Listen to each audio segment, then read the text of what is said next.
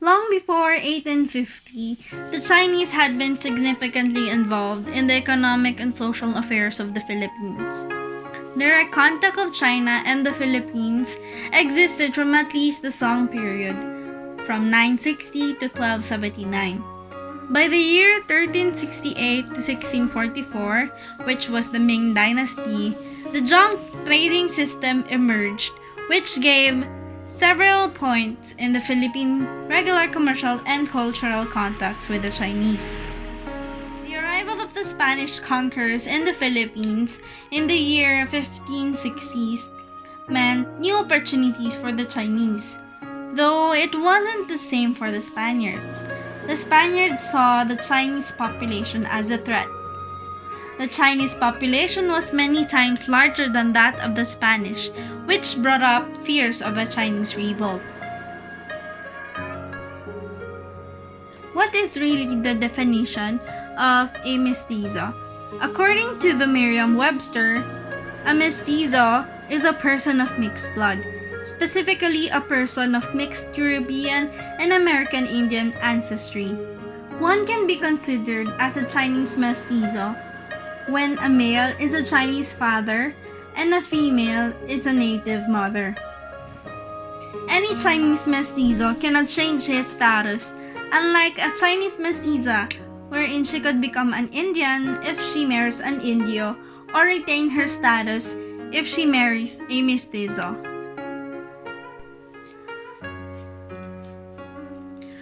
Although the Spaniards saw the Chinese as a threat, they knew that they needed the Chinese population because of their talent in business and craftsmanship.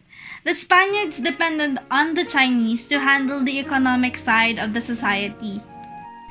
In the 19th century, the Spaniards were more interested in being a government official, a lawyer, or a part of the military. They gave the Chinese population the roles they didn't want to portray in the society, like being an artisan, blacksmith, merchant, etc.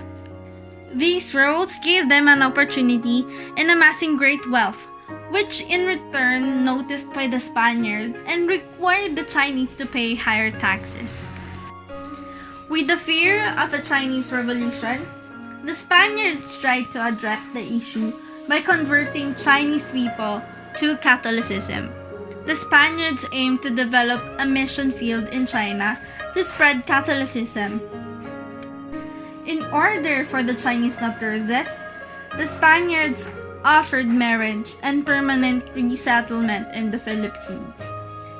90% of the Chinese mestizos in the Philippines lived in Luzon. This is because Manila was always the port of entry for new arrivals from China, and many never left beyond that. In Visayas, the largest body of Chinese mestizos can be found on Spanish communities like in Cebu City, the first Spanish resettlement in the Philippines. By 1741, Chinese mestizos had been recognized as a distinct element in the Philippine society. Most of the profits of the Chinese mestizos came from lending loaned tools and equipment for Indios to work. They have high interest rates, which quickly gave them money. Another way of gaining profits of the Chinese mestizos is the pacho de retro, which means that the Indio will pawn his land to the Chinese mestizos for cash, with an option to repurchase in the future. Since the Indio cannot pay the loan, the land was automatically owned by the Chinese mestizos. By the mid-19th century, the Chinese mestizos had the strongest position as ever, only second to the provincial governors. They acquired much of the lands in the Philippines, second only to the religious orders and their friar estates. The term mestizo is associated with rich people. There is a social prestige attached to being considered as a Chinese mestizo. An example of this is Capitan Tiago from Rizal's No Limitang Here. According to the novel, Capitan Tiago was an Indio who wished to be regarded as a Chinese mestizo. and was able to purchase a place in the wealthy and famous Gremio de Mestizos de Binondo. Going back to the issue, where the Spaniards saw the Chinese as a threat, with the rise of the Mestizos to a position of affluence and prestige, their relation with the Indios became a matter of increasing concern to the Spanish. The Chinese Mestizos have the money and brain, and have a close relationship with the Indios, while the Indios have strength in their numbers, and because of this, it poses a great threat for the Spaniards. Starting 1844, the population of the Chinese rose when the Spanish government revoked the Indulto de Comercio, and this forbade the Spanish officials to involve themselves in trading. This should have removed the obstacle for complete dominance of the Chinese Mestizos over trade, but it wasn't. The Chinese sided with the British during the fight for dominance in the Philippines of the British and Spaniards. The British won, but the Spaniards was able to regain control over Manila. After they regained the power, the Spaniards banished the British from the Philippines, together with the Chinese in the provinces. But seeing how important the Chinese are in the economic side of the society, they allowed a few to enter the Philippines, with the condition that they only stay in Manila. By 1880s, the Chinese population has soared to 100,000 and were found in every corner of the Philippines. The Chinese Mestizos were forced out of business by Chinese competition and shifted their attention to agriculture.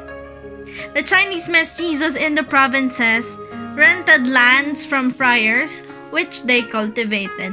They hired the Indios as their farmers, and with that, they amassed wealth. The advantages of trading of the Chinese Mestizo are now gone, as there is now a direct international trading in the Philippines, which eliminated the role of middleman inter-island traders of Chinese Mestizo.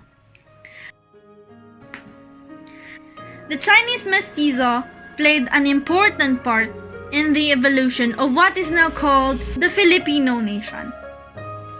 According to Father Jesus Merino, the Filipino nationality, no matter how Malayan it may be in its main ethnic stock, no matter how Spanish and Christian it may be in its inspiration, civilization, and religion, no matter how American it may be in its politics, trade, and aspiration, has been historically and practically shaped not by Chinese immigrants, but by the Chinese Mestizos.